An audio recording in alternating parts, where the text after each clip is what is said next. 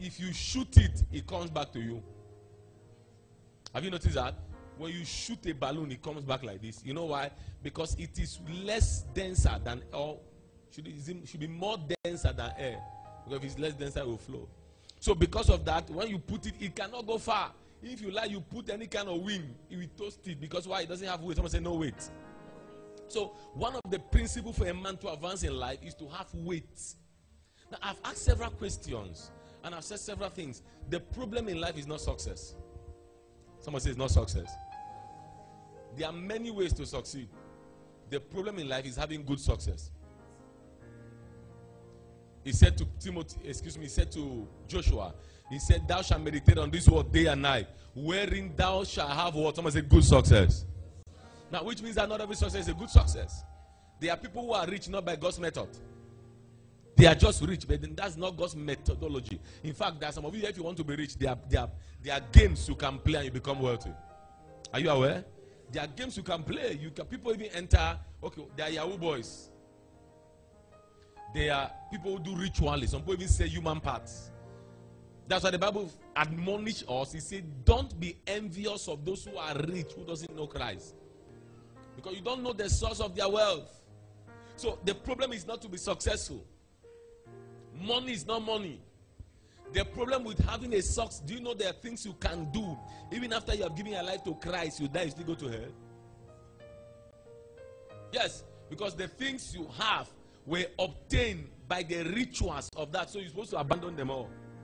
Some school of thought say give it to orphan, which means that once you give your life to Christ, you're a ritualist. All those things you got from the ritual, you're supposed to leave it and start zero.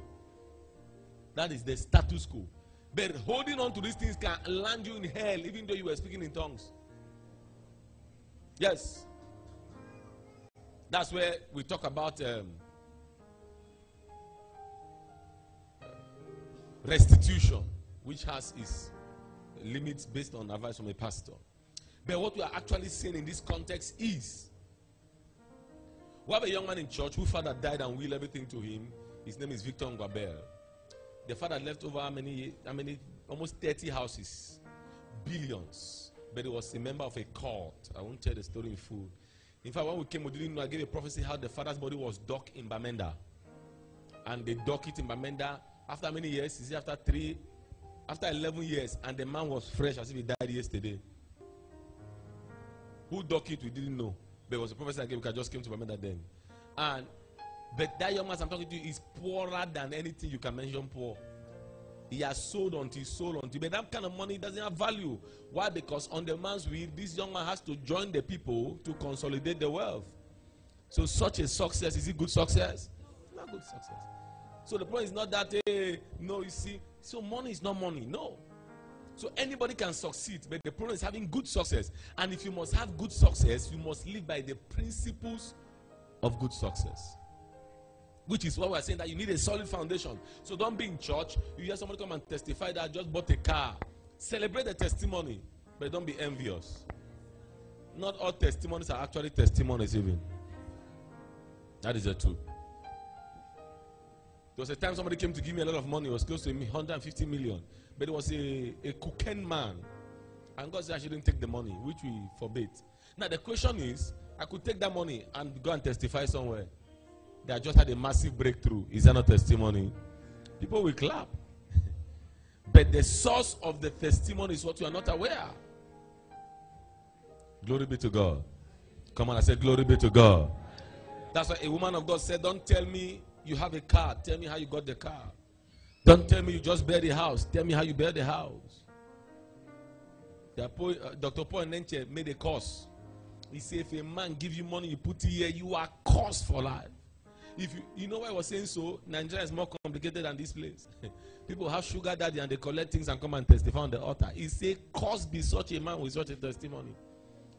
When you see a father like that talking with such audacity and anger, they know what they go through. What about Apostle Suleiman? Somebody stole. They brought him 6 million naira. That's close to then 18 million or 20 million francs. And God told him not to take it, so he rejected it. Imagine he was not a pastor who heard God. The next day, police came to his house. They have arrested 4 pastors already that the thieves gave money to. So they came to arrest arrest him, but he said, did I call it? He said, no. So why did you bring us here? So they would have arrested him. But the man came to sow seed. He said one woman used to give him money, much money, when he just started ministry. So the woman bought a bus and told him, pray for that man to die. He said, which man? Because he said he thought the woman was married. And all he heard the woman said, no, you know, actually the person giving me all this money is my sugar, that is my boyfriend. But I want us to pray so that the wife can die, so that he can marry me. Papa Suleiman looked, yes, it happens, my friend. Papa Suleiman looked at her and said, you're the one who will die. He said, oh yeah, calculate all my money I was giving you. Is that good success? Come on, is that good success? So don't be envious of people or things you don't understand. Because sometimes the problem we have, I have a book, okay, there's something I'm going to write in one of our books, which is seeing the end from the beginning. When you have the end in mind, you will regulate the kind of success you want today. I have a pattern of ministry that God has called me to. I can compromise it and this place grow more. I know what to do. No, I will not be fake. We'll just turn this place to a miracle center. Not raising men. Every service will know what to do. Gra, gra, gra, gra, gra, gra. No need to come. Closing 3 p.m. People will like it. The next week you see another face. But that's not my assignment. My assignment is to raise eligible people for this generation. And we have competent people who have come as products of this grace anywhere in this Cameroon. In fact, not only in Cameroon. Making landslide waves. We have